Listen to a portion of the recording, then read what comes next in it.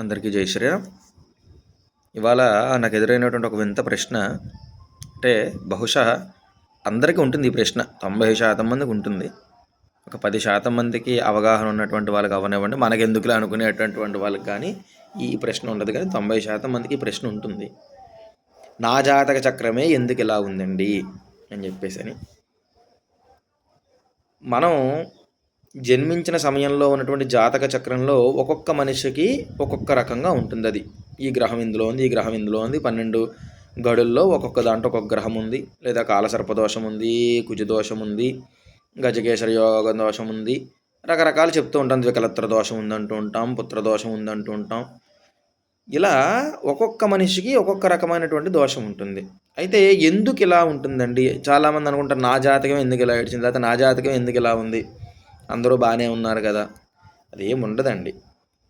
ప్రతి మనిషి జీవితంలో మంచి ఉంటుంది, చెడు ఉంటుంది. అంటే సుఖాన్ని అనుభవించే స్థితి ఇస్తాడు భగవంతుడు, కష్టాన్ని అనుభవించేటటువంటి స్థితి ఇస్తాడు. సుఖం అనుభవిస్తున్నాం కదని చెప్పి మనం గొప్పవాళ్ళము కాదు, కష్టాన్ని అనుభవిస్తున్నాం కదని చెప్పి మనం దరిద్ర జాతకులం కాదు. సుఖము భగవంతుడు పెట్టేటటువంటి పరీక్షే, దుఃఖము భగవంతుడు పెట్టేటటువంటి పరీక్షే. సుఖ దుఃఖాల్లో ఎలా ఉన్నామన్నది ఈశ్వరుడు చూస్తాడు మనకెప్పుడూ కూడా. మన ప్రవర్తన ఏమిటి, భగవంతుడి పట్ల మన విధేయత ఏమిటి.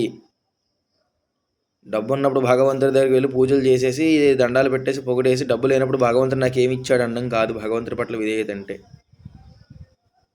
భగవంతుడు మనకి ఎప్పుడు ఏది ఇవ్వాలో, ఎలా ఇవ్వాలో, ఎవరి ద్వారా ఇవ్వాలో అన్నీ తెలుసు ఆయనకి. అయితే మనల్ని పరీక్ష పెడతాడు. నేను ఇచ్చేటటువంటి ఫలితానికి వీడు అర్హుడా కాదా. ఆ పరీక్షలో చాలా విపరీతమైన సమస్యల్ని సృష్టిస్తాడు, కానీ చెయ్యి వదలడు. ఆ పరీక్షని మనం ఎంత సమర్థవంతంగా ఎదుర్కొన్నాము అన్నదే అక్కడ ప్రధానం. అయితే ఆ పరిస్థితిని ఎదుర్కోవడానికి కావలసినటువంటి మనోధైర్యం కోసమే మనం భగవతారాధన చెయ్యడము. దీపారాధన అవ్వనివ్వండి, లేకపోతే జపతపాలు అవ్వనివ్వండి, హోమాలు అవ్వనివ్వండి, ఏదైనా లక్ష్మీ గణపతి హోమం, సుదర్శన హోమం, చండీ హోమం, నవగ్రహ శాంతి హోమాలు, మనం ఏమి చేసినా భగవంతుడు పెట్టేటటువంటి పరీక్షల్ని ఎదుర్కొనే మనోధైర్యం కలిగించుకోవడం కోసం మాత్రమే. కాబట్టి జాతక చక్రాన్ని ఎప్పుడూ కూడా దాన్ని చూసి భయపడటం అనేటువంటిది ఎప్పుడూ చేయకూడదు. ఒక రిఫరెన్స్ తీసుకోవాలి. 90% మంది ఇలా చెప్తారో చెప్పరో తెలియదు, కానీ జాతక చక్రాన్ని ఫాలో అవ్వాలా అంటే ఫాలో అవ్వాలి. ఎలా ఫాలో అవ్వాలి?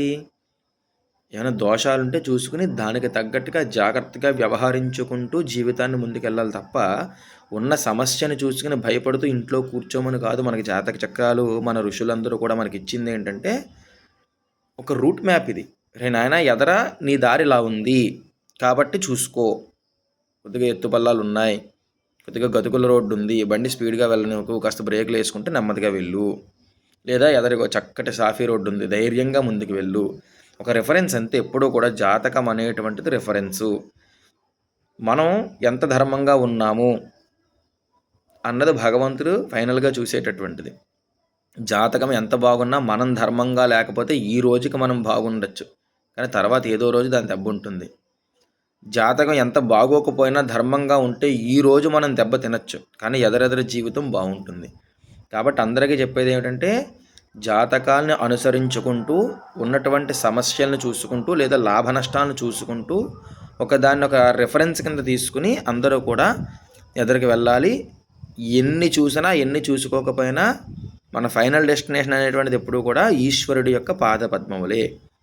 భగవతారాధన అవ్వనివ్వండి, ఈశ్వరారాధన అవ్వనివ్వండి, మనం ఎంత భక్తి శ్రద్ధలతో చేస్తున్నామన్నది మాత్రమే ప్రధానము. జై శ్రీరామ్.